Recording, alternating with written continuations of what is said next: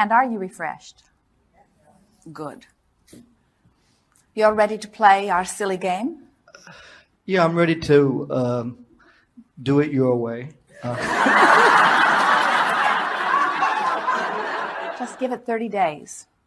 And if you haven't found exaggerated transformation in all areas, then go back to what you were doing before. Okay, but the thing is, I'm here with you, all these beings in this room. Everyone's supporting me. I'm going to go back into my reality, and by Monday, I think, all the same. Now, what's beginning to happen here is you just about used this moment to do a virtual reality that wouldn't feel so good. And you could have just as productively used this moment to do a virtual reality that feels good. We're not in any way wanting to face any reality. We don't want you to tell it like it is. We don't want you to explain what might happen or what probably will happen. We only want you, when you're making the effort to do a virtual reality, to make an effort to do a virtual reality that really feels good. We're not saying that you won't revert back. You will. And we're not saying that it's wrong. It's natural. This one experience of playing with us is not going to change your vibration forevermore. It might not change anything very much. All we hope for in this virtual reality is convincing you that a virtual reality is a good feeling place to go. And we're hoping that it feels good enough to you that you're willing to sort of tough it out a little in the beginning and go there. Esther went to her first virtual reality from a place of not feeling very good. She did it because she felt like she should. And she wants to live what Abraham teaches through her. One day they were checking into a campground and they were sort of late in getting there and some things had been sort of uncomfortable. And the woman said, "Why are you in town?" And Esther said, "We're here to do a seminar." And she said, "What is it about?" And Esther said, "It's about having a day different than the day I had today." She said, "We don't live it, we just teach it." And she's being playful about it because everyone loses their connection from time to time. You want to be really easy about that. You just want to, when you are practicing a virtual reality for the purpose of shifting your vibration into a place that allows your dominant vibration to be something that matches what you want, then make an effort to do those virtual realities that feel good. And catch yourself when you are doing those that don't feel good.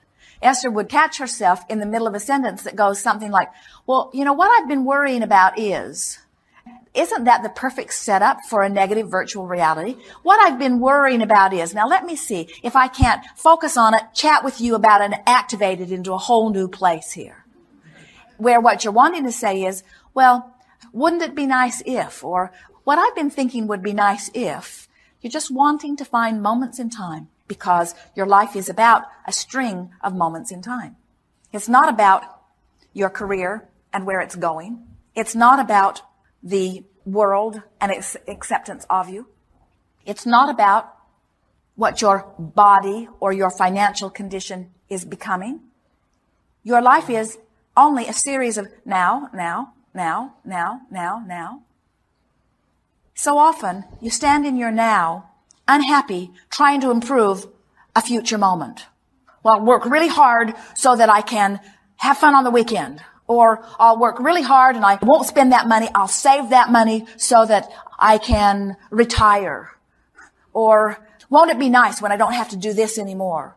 And what we're wanting you to do is mine this moment, because this moment is where life is. And mining this moment doesn't mean looking at this reality. It might if it's really good. If you're in Utah on the skis, mine that moment. Take it in. Smell it in. Suck it in. Get as much of it as you can. But if you're not in that moment, and you could use that moment to enhance this moment, then use that moment to enhance this moment, because this is your moment. This is where you're feeling, you see. Jerry had a wonderful awareness recently. He awakened from a very vivid dream. And he said to Esther, "I realize that I am the creator of that dream. That dream manifestation is my creation. I put all the people there. I gave them their attitudes toward me. I gave me my attitudes toward them. I put the words in their mouth. So if someone is rude to me, it was my creation. If someone was kind to me, it was my creation. The way I felt in my dream was my creation." And of course, we say it is true in your dreams and it is true in your real life experience. So now as you say, I'm causing the vibration that is evoking everything to me, then what could be more advantageous than to take a moment here and there to practice a vibration that is advantageous to you. And practice it until it is the strongest muscle. We were visiting with a lovely woman not very long ago. And she wanted to talk about her little girl who didn't want to sleep in her bed at night. She said she was afraid of spiders. So we said to this mother, what happens with spiders in your house? And she said, well, we don't make a big thing about spiders. And we said, well, tell us what happens with spiders. What happens when you find a spider? And she said, we vacuum it up. And we said, and how many spiders might you find in a day? And she said, well, 3 or 4. And she said, and our little girl is the one who finds them. And when she finds them, then we vacuum them up. So we said, well, so what's happening is she sees your reaction to the spiders. In other words, it's big enough that somebody goes to the trouble of getting the vacuum cleaner out. And whatever's happening, whether it's dinner or anything else, it stops and everyone puts their attention upon, keep your eye on it, keep your eye on it, don't let it get away, keep your eye on it, keep your eye on it, keep your eye on it, keep your eye on it, I'm coming, I'm coming, I'm coming. Do you know where it is? Can you still see it? Until it feels like it's something that's really important. And now she's in her bed at night and it's dark. And she knows that the spiders are still there. And even if she knows that they're there, there's no one there to bring the vacuum cleaner. We said years later in her therapy session. So now, what are we talking about here? We're talking about this little girl observing her environment and having an activation about spiders happening within her. So that years later, she may not even remember the incident. She might not even remember the vacuum cleaner. She just might have this extreme aversion to spiders and not even know what it's about.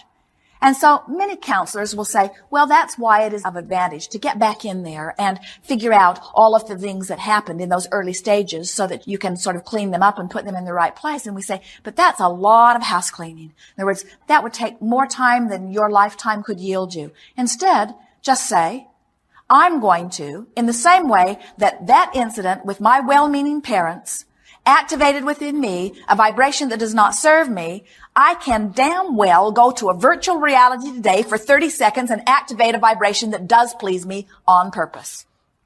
I mean, what I'm getting is that I got all these spiders in my life. Leave them alone. Go and play. Well, what we said to this mother about the spider, because the spider was so in their face, we said, how do you feel about spiders? And she said, I'm not bothered by them. And we said, well, what do you think about just getting a piece of paper and getting a little spider to crawl on it and just putting him outside with an attitude of go and play and have a happy day. In other words, there's room for all of this. And that's hitting it a little more head on than we're really wanting to do with you, because we're really not wanting you to fix the spiders. What we're really wanting to do is just not notice them so much while you notice some other things, because we know about law of attraction, we know what then will happen. With a little bit of practice, it is just as likely for you to sit in this chair and have someone try to discourage you and you be unwilling to be discouraged. In other words, that's what it's like for Esther to live with Jerry these days. Esther can get in a bad mood and want him to kind of come with her. And she sort of pokes at him with a stick. And he holds most of the time tenaciously and annoyingly to his good feeling place. In other words, he's been practicing. He's not going to budge from it, you see. And you could as likely be in that good feeling place as a result of your practice as in a not good feeling place as a result of your practice, because it's all as a result of your practice, whether you are consciously knowing that you are practicing it or not.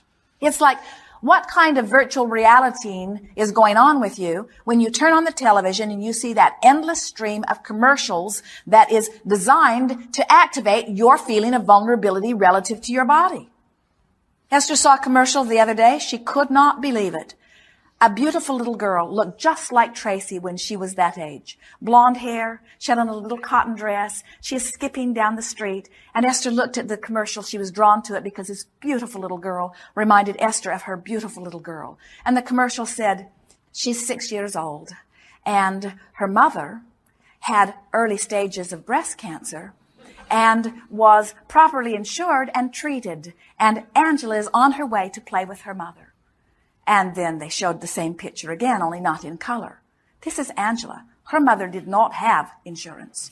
And so she did not find the early stages of her cancer. And now Angela does not have her mother.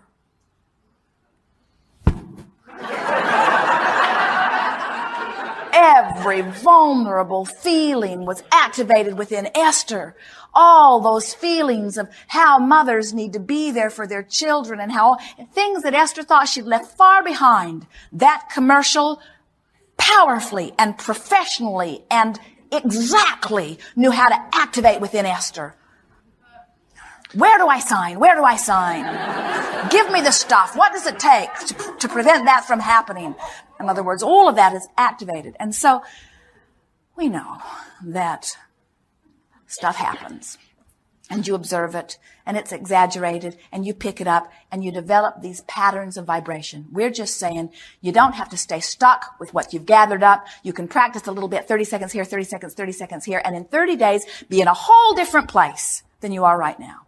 That's all it takes. Okay. I just think you make it sound like it's so easy. I think I feel it isn't easy at first, but it gets easier. I feel you don't hang. You're in form, but you don't hang out in form that often. I'm in this body, and I'm in form, and it's not a happy place. And I'm gonna worry about. I'm gonna worry about the spiders. And do you know that in this body, when you are skiing, it's the best that it is anywhere, anytime. Right, but it's such a small moment. That's why you came into this body. You said, I want to fly on the skis in the snow, and I can't do that as non-physical energy only. I've got to be in physical form to have the full physical, visceral experience of the deliciousness of this environment. You lucky physical duck. It's great when that happens. It is. It's really nice. But that is a small part of my don't life. Give us this. Okay. I'm physical and you're not physical, because what we're going to give right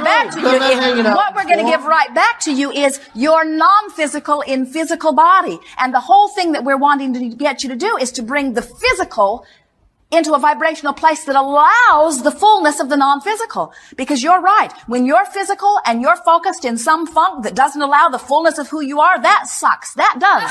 That is not who you are. That is not who you are. You are pure positive energy, and you got just a whiff of pure positive energy, and then when you went back into the vibration that is a little more natural and normal, you felt the pain of it. In other words, you did not want to go. And that's what you're reflecting to us here. I want to get to that blissful state where I allow myself to feel the exaltation of the pure positive energy that is me. And we say, practice it, please. Just practice it a little bit. Just practice it a little bit. Just practice it a little bit. It will get so much easier for you because it is the true nature of who you are. And the reason you feel such pain when you dabble there and then dabble back and dabble there and dabble back is because at every level of your being, you recognize that that's who you are. And you feel this yearning to be there more. And what we are saying to you is, friend, that is where you belong. That is your legacy. That's your birthright. That's who you are. And in the same way that without knowing it, you practiced your way out of that here and there, we're just encouraging you to practice your way back into it. That's all. Okay. Yes. Okay. I'll be talking to you at some other time. Thanks.